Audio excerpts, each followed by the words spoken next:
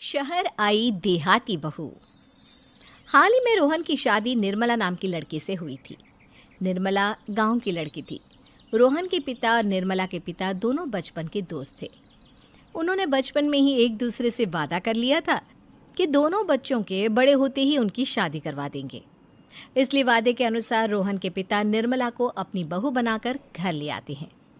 निर्मला अपने साथ अपनी गाय भी लेकर आ जाती है और उसे घर के आंगन में बांध देती है।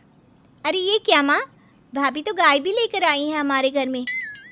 अभी घर में गाय बंधी देखकर आस पड़ोस के लोग तो हमारा मजाक उड़ाएंगे ना। हाँ बेटा, तू ठीक कहती है, लेकिन क्या करूँ मैं। तू तो जानती है तेरे पिता किसी की नहीं सुनते। अरे ये क्या निर्मला, तुम अपने साथ गाय क्यों लेकर आई हो? आपके शहर में पैकेट वाला मिलावटी दूध मिलता है ना, लेकिन मुझे तो रोज ताजा दूध पीने की आदत है। गाय लाकर मैंने ना बहुत अच्छा किया है। अब हम सब रोज ना गाय का ताजा ताजा दूध पियेंगे। अरे ये सब तो ठीक है, लेकिन तुम ध्यान रखना कि तुम्हारी गाय की वजह से आस पड़ोस के लोगों को कोई तकलीफ ना हो। हाँ हाँ, मैं सब देख लूँगी, आप चिंता ना करें। कुछ दिन बीत जाते हैं। फिर एक दिन, चल बहू, आज हमें बाजार से सब्जी खरीदने जाना है। उसके बाद सुनीता निर्मला को बाजार में ले जाती है। सब्जी के महंगे दाम देखकर निर्मला के तो होश उड़ जाते हैं। ये क्या माँ जी, 1000 रुपये की सब्जी, ये तो बहुत ही ज़्यादा है। अब क्या करे बहू, शहर का तो यही हाल है। ना ना ना, मैं इस तरह पैसों की बर्बादी बर्दाश्त नहीं कर सकती। अब से ना हम इस बाजार से सब्जी नहीं खरीदेंगे। हाँ। फिर अगले दिन निर्मला घर के आंगन की मिट्टी खोदकर वहां तरह तरह की सब्जियां लगा देती है। अरे काव्या, तेरी भाभी तो बहुत अजीब है। उसने तेरे पूरे आंगन को खेत बनाकर रख दिया। मेरी समझ में नहीं आता तुम लोग इस लड़की को कहाँ से पकड़ कर लाए हो। अरे सब मेरे पिताजी का किया धरा है। सालों पहले अपने दोस्त से किए वादे के चलते उन्होंने उस गवार को हमारे गले बांध दिया। अरे तेरी भाभी सच में एक नंबर की गंवार है। उसे तो ढंग के कपड़े पहनने तक नहीं आते, ऊपर से उसने तेरे घर को गांव का तबेला बनाकर रख दिया है। उन औरतों की बातें सुनकर काव्या को बहुत बुरा लगता है। फिर वो अपने भाई रोहन से इस बात की शिकायत करने लगती है।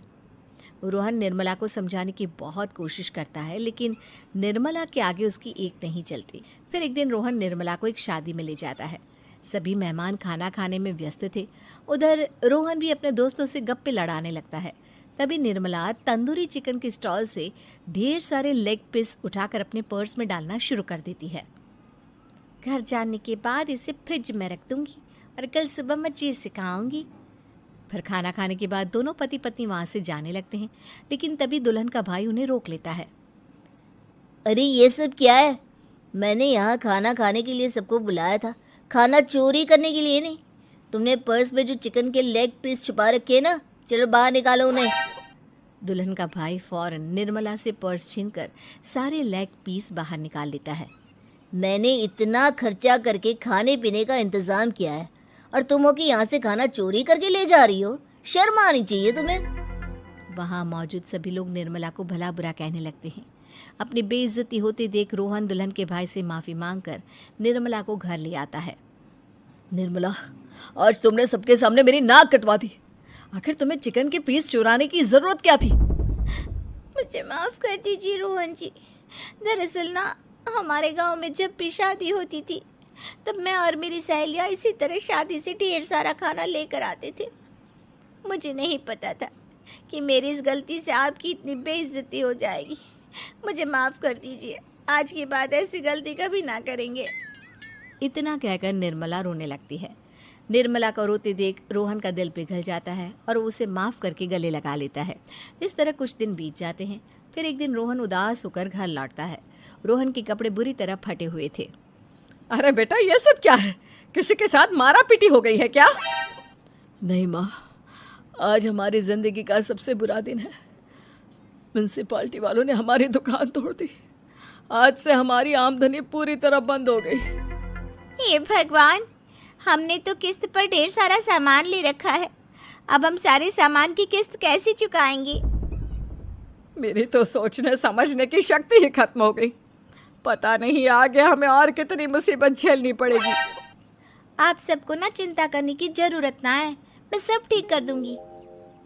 तो कहना क्या चाहती है बहू? हम ना बोल कर नहीं बल्कि करके दिखाएंगे। हाँ। उसके बाद निर्मला अपने पिता को फ़ोन करके गांव से 5 गाय मंगवा लेती है और फिर अगले दिन निर्मला सभी गायों का दूध निकाल कर बड़े बर्तन में भर लेती है। तुम ये सब क्या कर रही हो निर्मला? मेरी तो कुछ समझ में नहीं आ रहा। हम ना इन गायों का दूध बेचने जा रहे हैं। उसके बाद हमारे पैसों की समस्या खत्म हो जाएगी। हे भगवान, बस यही दिन देखना बाकी रह गया था। भाभी दूध वाली बनकर दूध बेचेंगी तो मोहल्ले में इज्जत क्या रहेगी हमारी? सभी लोग हमें तरह तरह के ताने मारेंगे। आप ना ऐसी बेकार की बातें ना करो काव्या जी। जब जेब का पैसा और पेट की रोटी छिन जाती है तो इंसान पहले अपने और अपने परिवार के बारे में सोचता है। और वैसे भी जिस काम से हमारा घर चले उसकी कभी ना बुराई नहीं करनी चाहिए। फिर निर्मला दूध के 2 बड़े बर्तन साइकिल के दोनों तरफ लटकाकर मोहल्ले में घूमने लगती है। दूध ले लो, दूध, गाय का ताजा ताजा दूध ले लो, बिना मिलावट का शुद्ध दूध ले लो। चलो चलो आओ भाई, जल्दी ले लो। तभी निर्मला के पास कुछ औरतें आती हैं। अरे तुम तो सुनीता की बहू हो ना? तुम इस तरह सड़क पर दूध क्यों बेच रही हो? निर्मला उन दोनों औरतों को अपने घर के हालातों के बारे में सब बता देती है। देखिए, मैंने ना अभी अभी गाय का ताजा दूध निकाला है। आप सब तो रोज पैकेट का दूध पीती हो, आज गाय का ताजा दूध पी कर देखिए, इसकी ना बात ही कुछ और है। हाँ बहू, मुझे तुम्हारी बात समझ में आ गई। लाओ, मुझे 2 लीटर दूध दे दो। उस औरत की देखा देखी बाकी औरतें भी निर्मला से दूध खरीदना शुरू कर देती है। थोड़ी ही देर में निर्मला सारा दूध बेचकर ढेर सारे पैसे इकट्ठे कर लेती है। उसके बाद निर्मला घर जाकर सारे पैसे अपनी सास को पकड़ा देती है। अरे बहू, इतने सारे पैसे! सच में तेरा आइडिया तो काम कर गया। अरे माँ जी, आप तो बस देखती जाइए, कुछ ही दिनों में मैं अपने घर की सारी समस्या खत्म कर दूंगी। हाँ।